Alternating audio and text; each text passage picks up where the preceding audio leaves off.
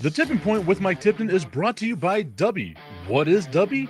Dubby is a clean energy drink that is made to give you focus with no crash, jitters, or angst like those other energy drinks have.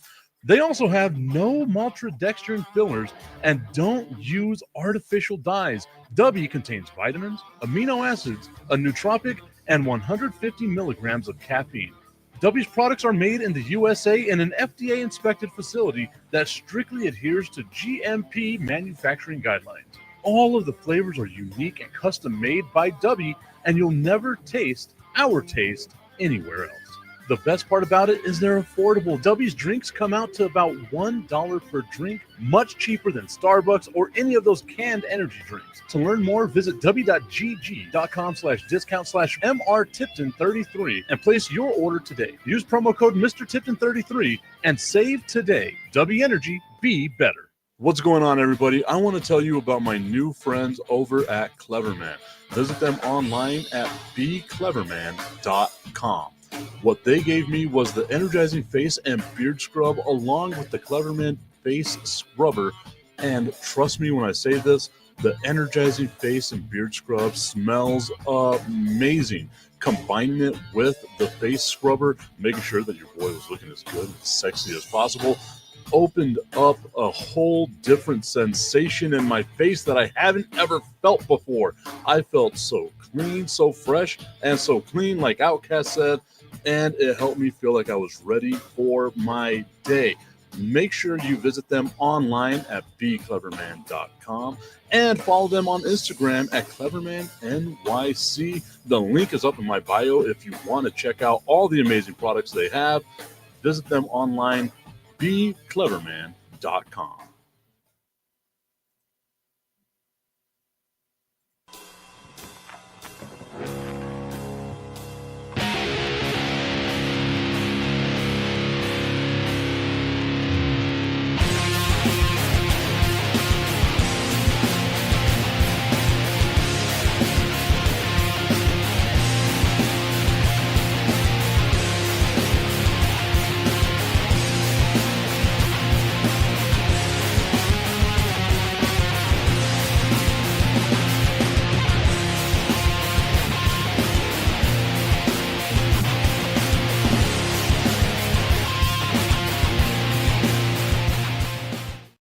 It is the Tipping Point with Mike Tipton coming at you here on a Monday morning following the NBA Championship, Game 7 of the NBA Championship. We are live on Facebook, on LinkedIn, on YouTube, on Instagram, on Roku with our friends over at National Streaming Sports. Shout-outs to our friends over at National Streaming Sports. Earlier today, you saw Keith Engel with TGI Sports. You saw Sonia Pearson and Jack with Mac and Jack. A little bit later on, you'll get Bo Crouch and the crew with Coast to Coast Sports, all kinds of stuff, 24-hour sports coverage over here on National Streaming Sports. Augustine asking the question that I think everyone was asking yesterday. First off, congratulations to the Oklahoma City Thunder on winning their first ever championship in the city of Oklahoma. I know the franchise, it's like their second championship. They did that back with Seattle, blah, blah, blah. The first championship in Oklahoma City where their fan base gets to see their team hoist the Larry O'Brien Trophy. The Pacers win 103-91 in a game that didn't really feel that close after the second half started. Indiana had themselves a lead in the going into the half, despite, as Augustine mentioned here, Haliburton's career in danger. If it's the Achilles, I don't think it's in danger because there have been a lot of examples of guys coming back from the Achilles injury, most notably Kevin Durant, right? Like the same injury happened to Kevin Durant in the NBA Finals in 2019. 2019. He was able to come back and still be Kevin Durant, right? So I don't think that Tyrese Haliburton's career is over. I just think that the momentum he had, everything he had, like building up to this exact moment, has now kind of just gone up in flames, right? Like, and it leaves a huge question in this game, in this series, the huge question of what if. Again, it's a 12-point game here. Indiana has the lead going into halftime. If Tyrese Haliburton's out there, is this a different game? And it puts just that little cloud, that little itty-bitty cloud, over the parade of the Oklahoma City Thunder. Augustine saying it would have been a better game if Haliburton was not injured. He was shooting lights out 100%. Had a Thunder fan tell me last night, y'all need to catch up. I said, let me know when you all get 4 more. That's a very...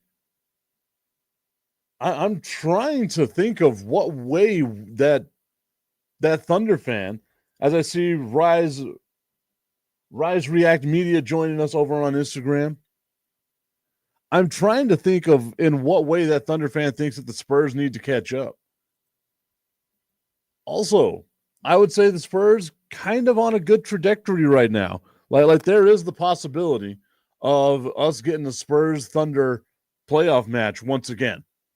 And the Spurs get to be the team here that plays the spoiler, right? Like the last time this happened, a long, long time ago, the Thunder were chasing the Spurs. Now it can be the Spurs chasing the Thunder. And I like the Spurs' chances chasing the Thunder. I genuinely do. Indiana showed that the Oklahoma City Thunder have a few issues with them. Just a few issues with them. He was basically referring to needing a ring in the Wemby era, but we're getting 3 rings out of Victor. I don't know about 3. I can never say that you know or guarantee that someone is going to get a ring. I will never say that. I think the chances the Spurs have with Wemby are fantastic. Do not get me wrong. But I'm not going to agree with Augustine here saying Wemby's going to leave to LA. I don't agree with that. But I kind of like the chances of the San Antonio Spurs. I like the way they're building the team. Even more so now that the San Antonio Spurs didn't get Kevin Durant. I told you all this from the beginning. I didn't want Kevin Durant. I think Kevin Durant being on the San Antonio Spurs stunts the growth of the San Antonio Spurs. Kevin Durant getting traded yesterday to the Houston Rockets. I'm trying to find out once again who it was that the Houston Rockets traded. I believe, I know it was Dylan Brooks, Jalen Green, this year's 10th number 10 overall pick, and 5 second-round picks for Kevin Durant to go over to Houston. Richie saying, Dylan Harper, you are a San Antonio Spur. Yeah, like it looks that's the way the San Antonio Spurs are going to go. And I like that. I know people are going to say, well, now you have 2 point guards in De'Aaron Fox and in Dylan Harper. I think you can play Harper at the 2. I genuinely think that, especially now with the way that we've seen some positionless basketball, right? I feel like the Spurs, there's no lineup with Victor Wembanyama in it that you can say the Spurs have a small lineup. Whenever you got a guy that everyone is saying is 7'7" now. Apparently he grew. But Victor Wembanyama at 7'3", you can never say you got a small lineup with that guy on the court. Especially the way that he stretches the court. We'll talk more about that Kevin Durant trade. I want to keep it going on right now with the with the Oklahoma City Thunder and the Indiana Pacers. I said it on Thursday, I guess,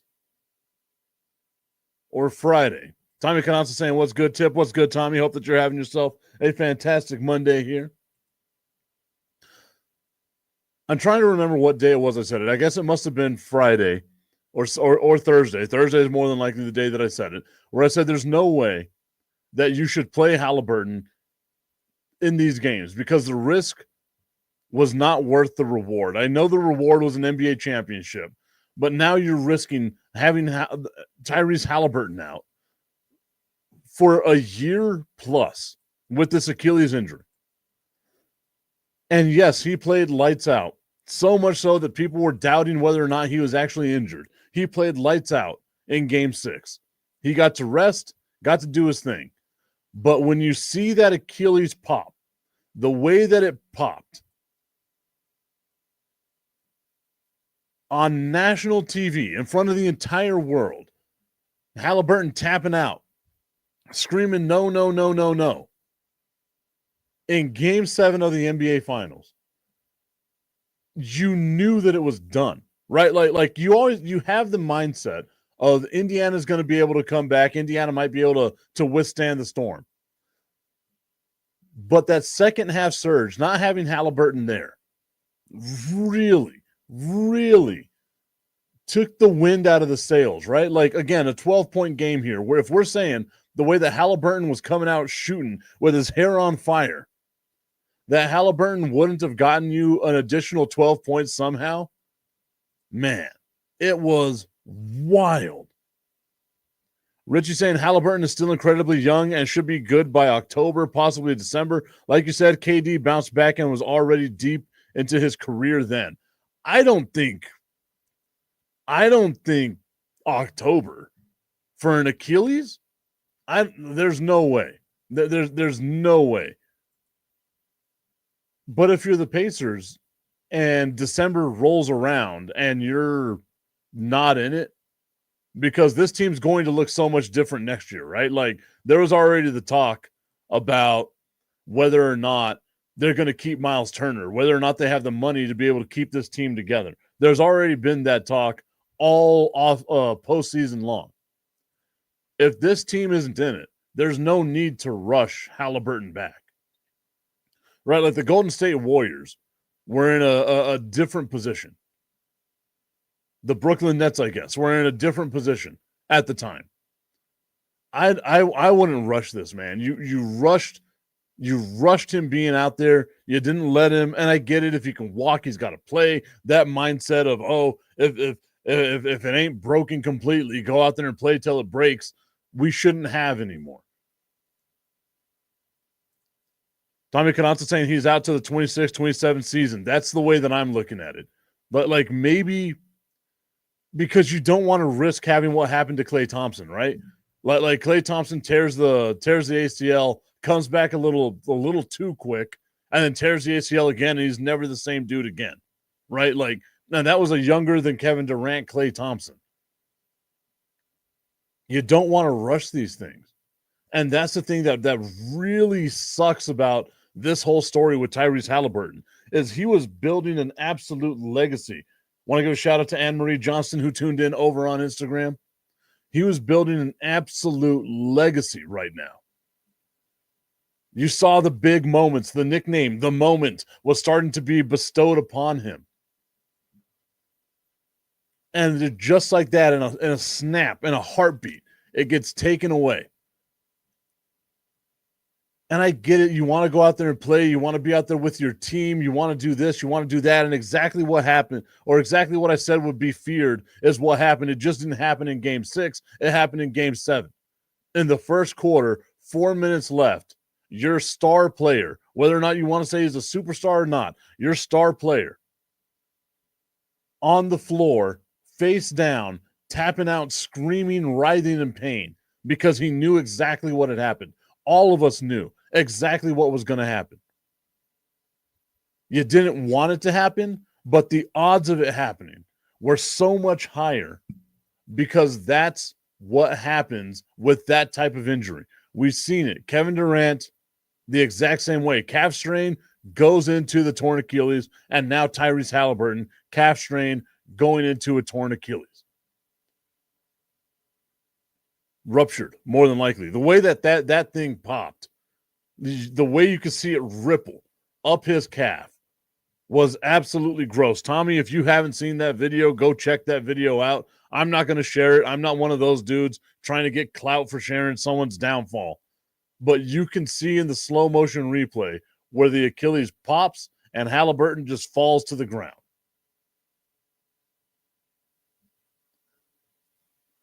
It sucks that that's the storyline that surrounds this. Oklahoma City getting their championship. Maybe I'm the one who's like, I'm getting old. Maybe there's something with me. I don't like Shai Gilgeous-Alexander's game. I think he's a great player, don't get me wrong, but the little off-arm push-off that he gets away with so much, it reminds me of James Harden. And like the James Harden MVP seasons where James Harden is leading the league because he's getting away with that sweeping motion to get fouled and goes to the free throw line. There has to be some sort of rule change down the pipe where that push off. Richie saying it right there, I missed that chance. I know they were doing it in Denver. I missed that chance. I thought that they would do it in Minnesota. I thought that they would do it in Indiana where they were just chanting free throw merchant. But that little like forearm that he pushes up to get space, that's got to be an offensive foul, right? Like there's no way that that's a normal basketball move where you put the arm out, extend the arm, and fall back with a shot. Like there's no way to me that that's not going to be looked at in the future as a rule change. Just the same way that they changed the James Harden, if you sweep under and get hit on the arm while you're shooting, we'll call that a foul. Just like they changed that, they have to change that little push-off that Shai Gilgeous-Alexander does, that Shea Butter, as Augustine Pimentel calls him, does. Because it does create like an unfair advantage. And they call the foul on the offense or on the defense most of the time. Richie saying he's the shiny new toy. The league ain't calling that little shove on him. But, I mean, they did that to James Harden. I know they let James Harden get away with it for like a year or two. So maybe that's what's going to happen is they're going to let Shai Gilgeous-Alexander get away with it. Unless maybe they just punish James Harden for going to the strip club all the time. Maybe that was the reason why the NBA got rid of that move. You're going to go to the strip club all the time? We'll take away your power. You'll go from averaging 35 points a game to averaging like 18 points a game because you're not going to be the free throw merchant as Shai Gilgeous-Alexander has been called over the last year or two. And then you finally get the Chet Holmgren game. 5 blocks. He goes out there. He does his job, doing an absolutely amazing performance for Chet Holmgren. The one game that Chet Holmgren showed up for, the Indiana Pacers wind up losing. I'm going to go over to the box score real quick. Let's see what we got. Chet Holmgren, 18 points, 8 boards, 5 blocks, 1 steal. Jalen Williams gave you 20 points. Shai Gilgeous-Alexander with 29 points really took the game over late. Went 11 of 12 from the free throw line. The free throw merchant doing what he does best. 11 of 12 from the free throw line. The Indiana Pacers, Pascal Siakam with 16 points. I was really expecting whenever Haliburton went down, I was really expecting Pascal Siakam to step up.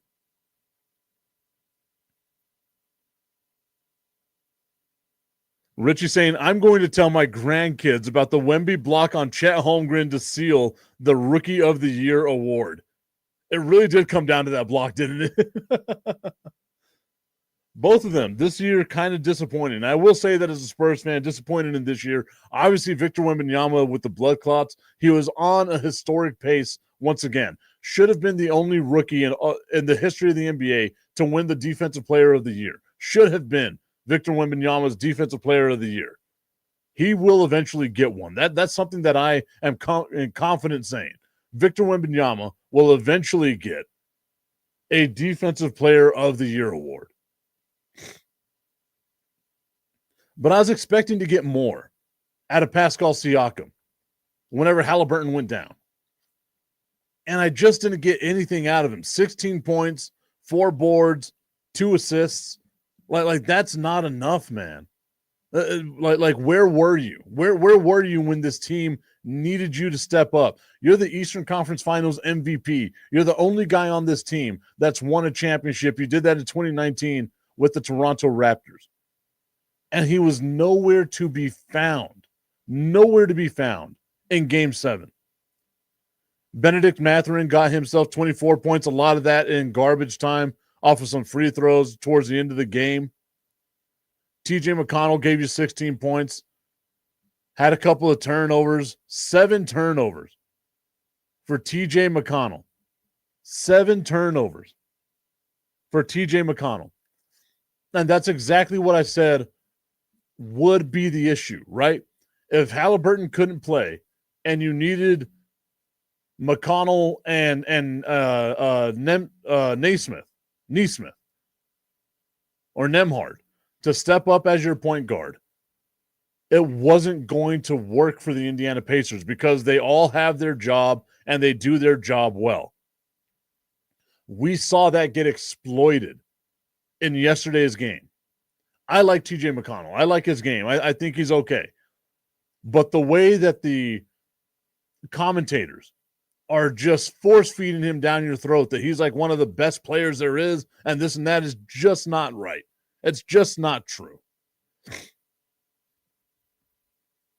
TJ McConnell had himself 7 turnovers yesterday. And in the most clutch times. In the clutch times where it felt like Indiana was making a little bit of a comeback. As a matter of fact, they might have tied the game up, got themselves a defensive rebound. McConnell goes, dribbles over right across half court, gets caught against the baseline in half court in a trap, and turns the ball over.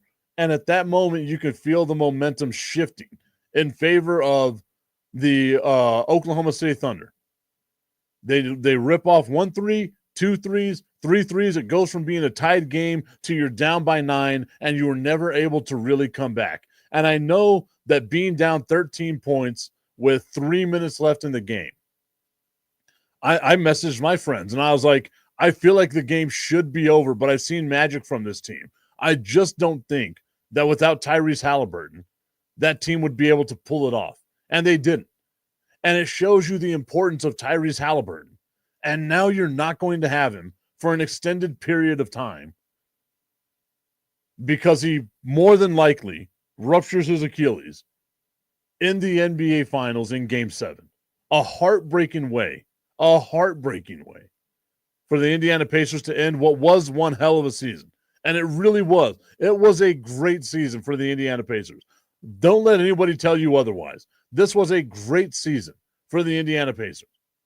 Nobody had them. Nobody had them beating the Bucks. Nobody had them beating the Cavs. I'm one of few people who had them beating the Knicks. And nobody had them making a series out of this. And I've already seen the stuff out there. Oh, the NBA rigged it so it can go 7 games because that's how they get their money. And it just shows that people don't know anything about advertising. Richie, maybe you can help me out with this. The advertising is already paid by the time the game is played. It's not paid because the game is played. It's already paid because the game is going to be played. By the time that happens, everything is already set up. You have your advertisers. You know how it's going to go. It's out of your control whether or not your advertisers get a good game or a bad game. And the advertisers got themselves a great series. It was the first quarter of the game. 4 minutes left in the first quarter of the game that Tyrese Haliburton had his apparent. I can't say it because it hasn't been confirmed just yet. But if you've seen that injury before, you know what that injury is. The first quarter, 4:34 or so left in the first quarter. And then you see just a devastating apparent injury to his Achilles. I know his dad came out and was like, yes, it's an Achilles injury, but I said rupture. It could be a tear. It's more than likely a rupture the way that you saw that thing happen.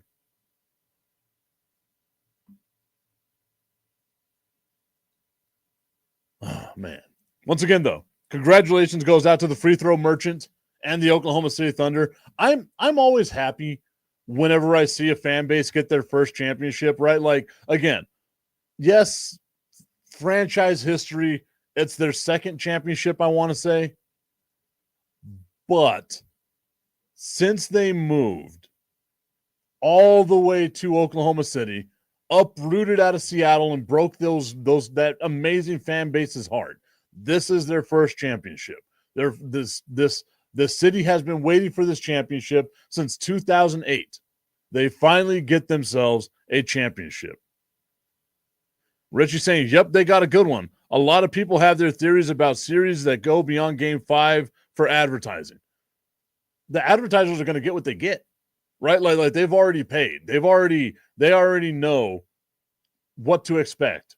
You're expecting a minimum of 4 games. You get anything plus that, it's just icing on the cake. The league doesn't get more money because the series goes 7 games. The players don't get more money because the series goes 7 games. The advertisers already paid for what they needed. The 3 extra games, once again, sprinkles on top of the sundae. That's all that is. I like that. Sprinkles on top of the sundae. I think I'm going to start using that from now on. Although it does sound kind of old. Although I am kind of old. I should be able to use old guy things as I talk.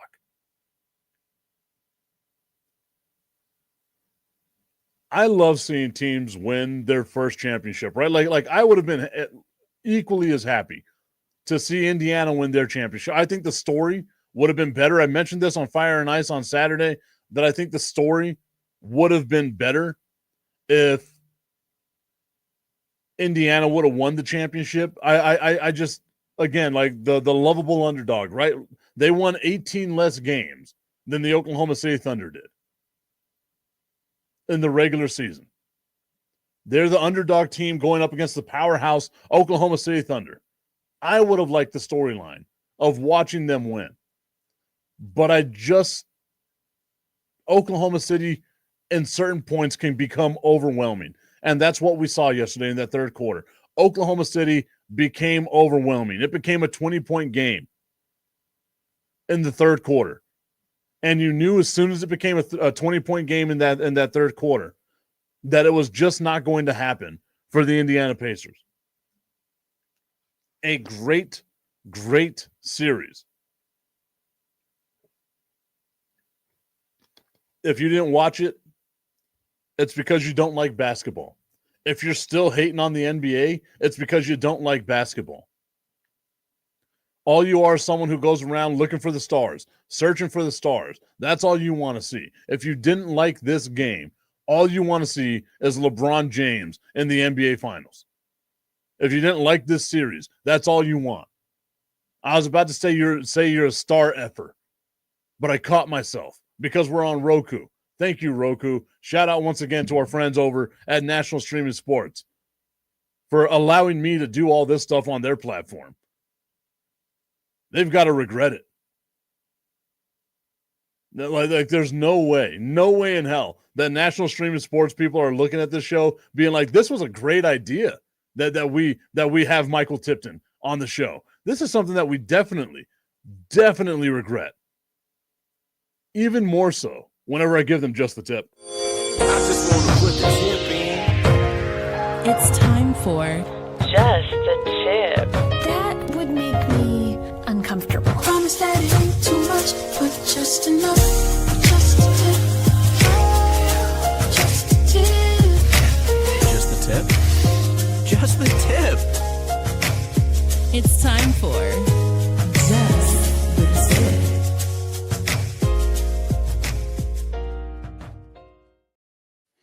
Just the Tip is brought to you by our friends over at www.myhappynuts.com. Go check out myhappynuts.com and look at all the products they have for your male grooming needs. Use promo code Mike Tipton at checkout, guys. Everywhere from the Balber, which keeps you nice and trimmed, all the way up to the whole body deodorant, which keeps you smelling good, to the comfort cream that makes sure you ain't got the sticky leg syndrome that we all get. www.myhappynuts.com. Use promo code Mike Tipton at checkout and save on all of your male grooming needs, from your pits to your tip. Promo code Mike Tipton at checkout. and save. Always feel bad unleashing just the tip on random people. Like I can imagine Richie has a job, Tommy has a job, even though he's boycotting the NBA. I wasn't singling you out, Tommy. I understand your unique situation. Mavs fans, if Mavs fans weren't watching this, if Seattle Supersonics fans weren't watching this, I totally understand. I'm talking about the rest of the world out there who was like, this is going to be a boring series. Those people are just hating ass haters, plain and simple. You ain't nothing but a hating ass hater if that's what you got going on in your world. We had mentioned it just a little earlier, the Kevin Durant trade, as Kevin Durant was traded over to the Houston Rockets.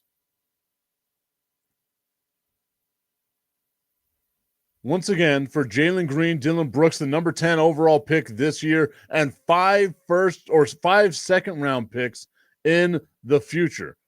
The trade can be formally completed whenever the league year begins on July 6th, so we got to wait all the way until July 6th for this thing to go ahead and go through. Kevin Durant was on stage at Fanatics Fest in New York whenever the news of the trade agreement broke, with fans surprised by the announcement. Being part of the Houston Rockets, I'm looking forward to it. Durant told Kay Adams on Saturday or on Sunday, crazy last couple of weeks, but I'm glad that it's over with. The crazier part about this is whenever you look at the way that this impacted, the way that this trade impacted the odds for next season. Right? Like we were talking about this with the Aaron Rodgers signing. The Pittsburgh Steelers' odds to win the Super Bowl stayed the same. George Pickens traded to the Dallas Cowboys. The Dallas Cowboys' odds of winning 7.5 games, the over-under stayed the same. It was like a non-impactful trade. Both of those, like the signing of Aaron Rodgers, non-impactful. The trade of George Pickens, non-impactful. The Kevin Durant trade, though, boosted. I'm looking for the numbers here so I don't get them wrong. The Houston Rockets, from being a plus 1,800 odds of winning the championship to a plus 800 odds of winning the championship.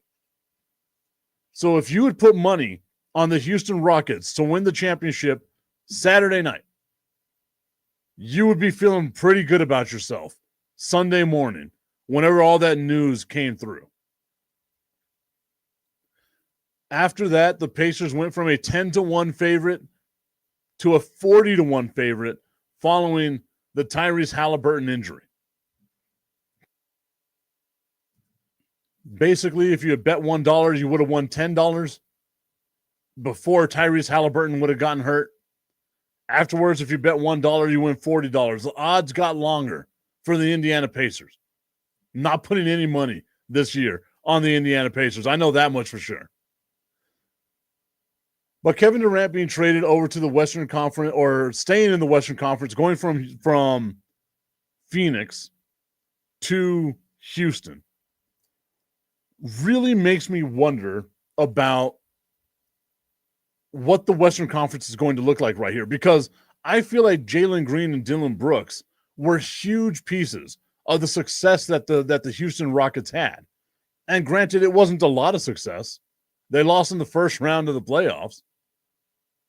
But they were still part of the success, part of the growth process that the Houston Rockets had. And this is why I didn't want Kevin Durant on the San Antonio Spurs, is I felt like what the Spurs were building was better than what Kevin Durant can offer. And I know that sounds like sacrilege to a lot of people because Kevin Durant is one of the greatest scorers of all time.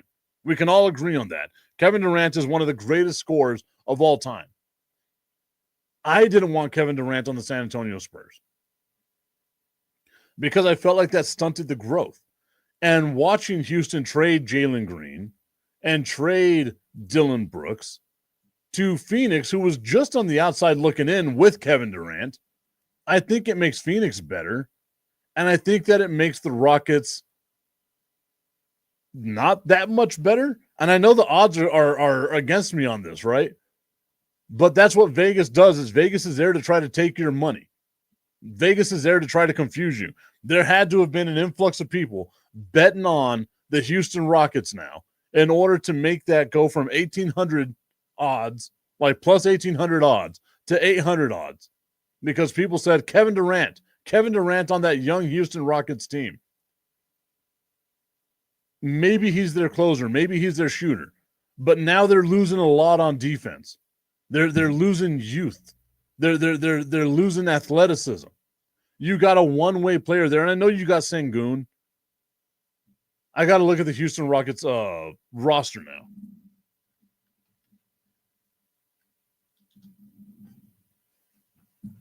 You got Sengun, you got Amen Thompson, you got Fred VanVleet, you got Steven Adams.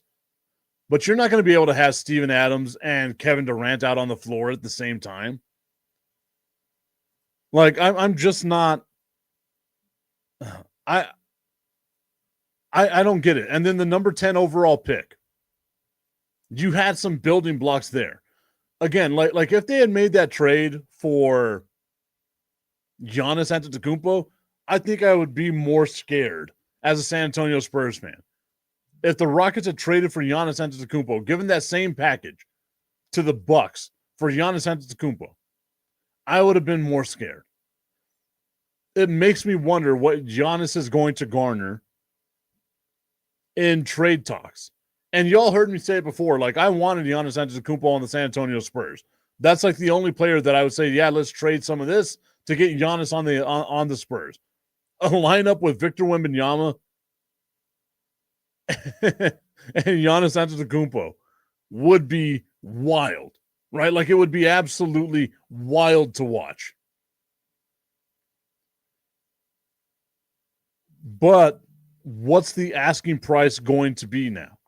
Because we just saw a week ago, as a matter of fact, a week ago, the trade with Memphis, 5 or 4 first-round draft picks and a couple of players to get you the 37th leading scorer in the NBA.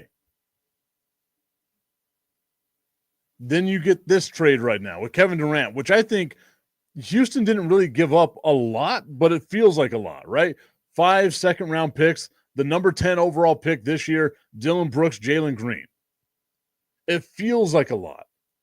Those second-round picks, though, let's see what Phoenix does with those second-round picks.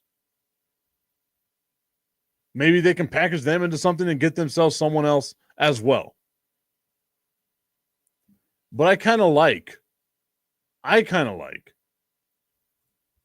this trade for the Phoenix Suns.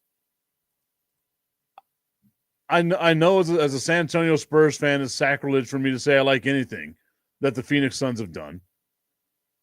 But I do like what this team is doing now because you have Jalen Booker, you have Devin Booker, Jalen Green, Grayson Allen, Dylan Brooks. Bradley Beal is going to be coming off the bench. That's one of the worst contracts in the NBA. Maybe now you have enough in assets that you can trade along with Bradley Beal to maybe get some depth on your team. And then it all depends on what they're going to do with the number 10 overall pick.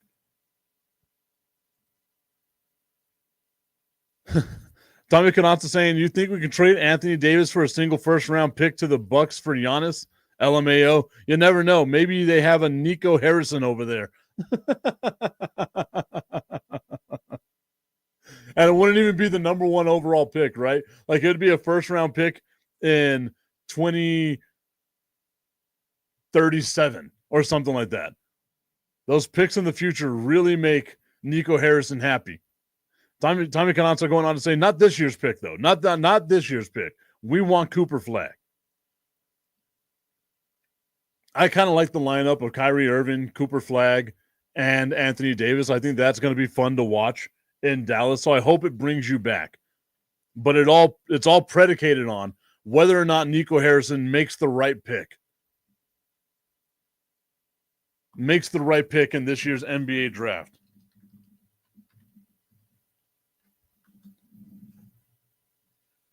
We're going to go to the 2025 NBA mock draft. Let's see who we've got being taken. First overall, the Dallas Mavericks taking Cooper Flagg. You kind of saw that one coming. The San Antonio Spurs taking Dylan Harper. That's what everyone else thinks is going to happen as well. The Philadelphia 76ers taking VJ Edgecombe. The Charlotte Hornets taking Con Knuppel. There's no way that I see Con Knuppel being the number 4 draft pick here. Like, he was okay. I can't see, like, 4th overall for Con Knuppel. I don't see that happening at all. The Utah Jazz taking Trey Johnson, the projections right now. The Washington Wizards taking Ace Bailey, who turned down a workout with the Philadelphia 76ers, which I think is absolutely hilarious. Tommy Canassa saying, we draft Flag, I'm all in again.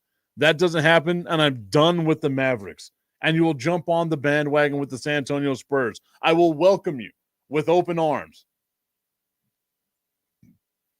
The New Orleans Pelicans taking Jeremiah Fears out of Oklahoma. The Brooklyn Nets taking Kaman Maluk Maylock out of Duke. That's a big guy. Like, that's a center right there. A 7-foot center. You want that guy. The Toronto Raptors taking Noah Isuwange. And then they have the Phoenix Suns here taking Carter Bryant, a small forward, power forward, out of Arizona. So that would be the pick that winds up getting sent over to the or from Houston to the Phoenix Suns. Averaged 6 points a game, a block, a steal, an assist, and 4 rebounds. Maybe they see something I don't. Maybe there's something with these college guys that they see that I don't.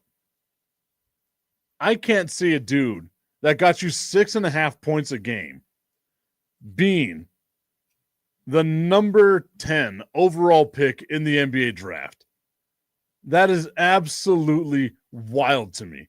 I think what that did now is it inspired me to start looking into the NBA draft just a little bit more.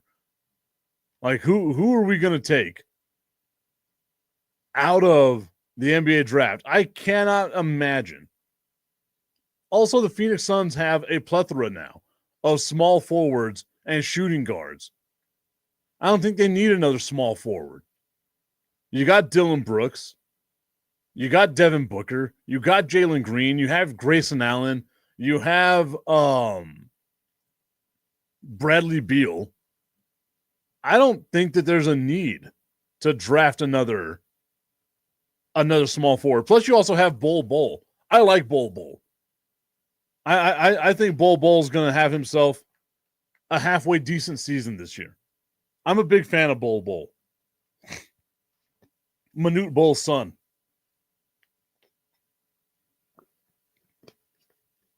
The rare double first name, which is also your double last name. Bol Bol. I like it. I'm a fan of it. Been a fan of it. Kevin Durant traded over to Houston. We spoke about that. That's going to be a huge trade in the future. I don't think it's going to help out the Houston Rockets right away. I can't see a scenario where like again, I can't see a scenario where this makes Houston exponentially better. I don't think that it makes Houston that much better. But it gets them a guy. Maybe he wins a couple of games for them here and there because he is a scorer. Maybe it does that. But I don't see this trade really helping out the Houston Rockets. I do, however, see that trade helping out the Phoenix Suns. Phoenix was on the outside looking in. Now they have themselves a team that they can build around. I don't think the Bradley Beal, Dylan, Devin Booker, Kevin Durant experience went the way that people thought it would. And that's a lot because of Kevin Durant, right? Like there's no way, none, that you can look at Kevin Durant and not give him a little bit of the blame. The starting lineup now for the Houston Rockets is going to be Fred VanVleet, Reed Shepherd, Amen Thompson, Kevin Durant, and Alfred Sengun. And I like Sengun. I think Sengun's going to be a hell of a player. They kept Jabari Smith. Maybe that helps him out. I can't. And I know Vegas increased the odds of the Rockets winning the championship. I just can't see it. And again, they don't play the games just for me, but I can't see it.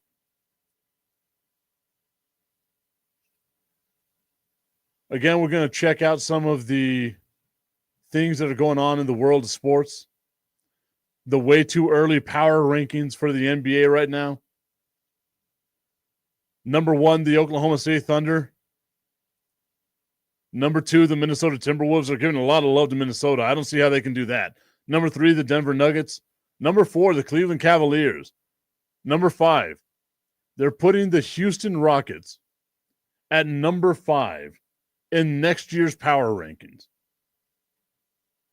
The Indiana Pacers, the New York Knicks, the Golden State Warriors, the Los Angeles Lakers, the LA Clippers, the Detroit Pistons, the Boston Celtics, the Orlando Magic, the Dallas Mavericks coming in at the 14th best team in the NBA. The Memphis Grizzlies, the Milwaukee Bucks, and then the San Antonio Spurs. My San Antonio Spurs being disrespected here as the number 17 team projected for next year. I'm going to read the excerpt here, and let's see what it says. And it feels to me, off of just what I'm seeing, the first couple of words here, that ESPN is agreeing with Augustine here. Greg Popovich calls himself El Jefe, the boss. But Popovich is no longer the coach as Mitch Johnson heads into his first offseason at the helm. With Victor Wembanyama entering his third season, Stephon Castle coming off being voted Rookie of the Year, and a trade deadline addition of De'Aaron Fox, the San Antonio Spurs enter a pivotal offseason with expectations in 2025-2026 to advance to the postseason for the first time since 2018-2019. Wow, it's been that long. Sitting with the number 2 overall pick in the upcoming draft, the Spurs are expected to add talent with a prospect such as Dylan Harper to an already young, talented group. And they somehow, some way, have the San Antonio Spurs behind the Milwaukee Bucks, behind the Memphis Grizzlies, behind the Dallas Mavericks, behind the Orlando Magic, behind the Boston Celtics, the Detroit Pistons, the Clippers, and the Lakers. What have the Lakers done that gives anybody the confidence that they're going to do anything worthwhile? The Lakers, once again, are benefiting off of just simply being the Lakers. They've done nothing, absolutely nothing. I don't even think the Lakers have a first-round draft pick this year. Let's look at the draft once again. The San Antonio Spurs have 2 lottery picks, number 2 and number 14.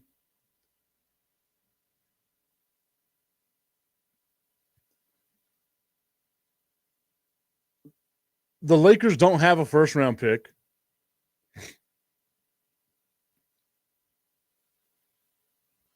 I'm looking to see where the Lakers draft in the second round. They draft number 55 overall. They have 1 pick in this year's draft, and it's the 55th overall pick. Augustine saying like Tipton benefits from being Tipton. There is zero benefits of me being Michael Tipton. The only benefit that I have of being Michael Tipton is that I have this voice. Other than that, I've got nothing to write home about. Could you imagine? I don't think I've ever done this before. Like, I've gone to restaurants where people will be like, oh, hey, I recognize your voice. I recognize you. Oh, my God, you've done this, you've done that. It's an awkward feeling for me. Could you imagine if I was one of those people that was like, so does that mean I get my meal for free? I would never be able to do that. Even as a veteran, I have a hard time asking for a military discount. Like, I like going to Lowe's because all I have to do is just like scan my ID and it already has my military discount there. I don't have to ask for a military discount. I hate asking for like discounts and stuff like that. It's always like a weird thing for me, especially at restaurants. Because if you're going to get the discount at the restaurant, then you better, you son of a bitch, you better make sure you're leaving a good tip for the wait staff, right? Like, if you were supposed to have, like if you get $20 off your bill, you better leave 15 to $20 as your tip. Because that waitress deserves that. Augustine saying, if I'm not in the military, can I get the discount? I've seen so many people ask that. I thought about joining. I was going to join, but if I joined, I would have yelled at the drill sergeant and they would have kicked me out. Blah, blah, blah, blah, blah. I assure you, you would not have yelled at anybody. You would have known your place right off the bat. The second, like even the Air Force, the second I got off the airplane in San Antonio, they had a group of military training instructors right there. I have a flat foot too. Augustine putting that, I have a flat foot, so do I. I've got flat feet. Somehow I still made it. I had all kinds of injuries, and somehow I still made it. Excuses are like a-holes. Everyone has one. The second I got off the airplane in San Antonio, there was a whole bunch of us. There were military training instructors there, and they were like, get your bags, follow us. Got our bag, followed them. They take us from the little luggage carousel to like this back room. And they tell you, sit down. Well, at that time, it was call your family, let them know you landed safely. You won't be able to use your cell phone for the next 8 weeks. That's what it was like for us. I call my family, like, hey, I'm in San Antonio. I'm here. I'll let you know what happens from now on, but I'm not going to be able to talk. They give you a script on what to tell your family. And then there you are, sitting in just silence next to your luggage as the buses come in and the yelling starts. Get on the bus. You are overwhelmed. There is no way, none, that you would be yelling back at a military training instructor. They see you crying, it's like it's fuel for them. They absolutely love it. I've told this story before. I don't know if I've done it on the show. Of my military training instructor, Sergeant Randolph. There was a girl standing in line. She had just gotten there. And this is how sick you become whenever you're at basic training. You wait for all the newbies to come because you know that they're going to get ripped the exact same way you got ripped. And you take a little bit of pleasure out of it, especially as you're getting towards graduating from basic training. There was a girl there. She was in Air Force sweatpants. And my training instructor's just berating her because you're not supposed to show up in anything that says anything about the Air Force. Just plain clothes. We'll get you what you need to wear. Just wear plain clothes. He's yelling at her. She's crying. And as she cries, he just walks over to her and says loud enough for us to hear, his flight to hear, "Your tears sustain my soul." Absolutely perfect. That's what basic training, like the introduction to basic training is. We landed in San Antonio in the summertime, which was a terrible mistake on my behalf. You land in San Antonio. They take you to a processing center. You're processing. They give you a box lunch with we call it a box nasty because it has one of those nasty sandwiches in it. I remember I had mayonnaise that had expired. Part of the reason why I don't like mayonnaise. You're processing, and you don't get to lay down in a bed until roughly 1 o'clock in the morning. You're being told how to fold the bed. You're being told where to sit, where to lay down, where to do all that stuff. You're being told right off the bat when to take a shower, how to take a shower, how long you have to take a shower. You finally lay down at 1 o'clock in the morning. Your goofy ass is up at 5:30. Reveille playing in the background. You better be up and at 'em, ready to go in your PT uniform and all that good stuff. Because right then, that next morning, you're running, buddy.